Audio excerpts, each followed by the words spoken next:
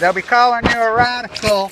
Had to come clear off the Tyrranian Sea, off the Tanzanian African coast to find any sea urchins. They're pretty well extinct in California. Tanzania. Excuse me, sorry. Tomato, tomato. Thank you, language police. But anyway, look at this guy here. This is the one I want to get a picture. I hope you can see how red and beautiful that guy is. So,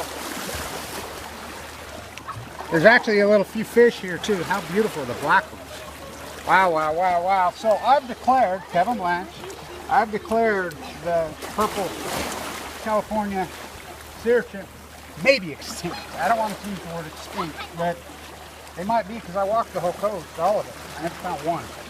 I mean, they burrow in. You can see where they used to live everywhere, and I knew where they are. Point Loma, Monterey, Lover's Point, Dock Ricketts, Sean's Cove, Leo, all of them. I've been up and down every one of the infamous tide coasts in California. There are multiple times. They were to prove it, which is very sad. Nobody believed me in 2013, 2014. They were going extinct. How grand are those rockets? Oh my God. These guys eat it, not me. I said, oh no, I'm not even eating an endangered species. So, I want to get a video of this.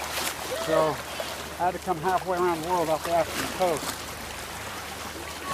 What a journey to get here. I came here because my daughter's getting married here. Oh, is it hot? Oh, is it grand? These are all volcanoes. That's an active volcano. So, they're grand, really. How about that? Maruna. That's what the starfish used to look like in California. Stay tuned. Okay, I got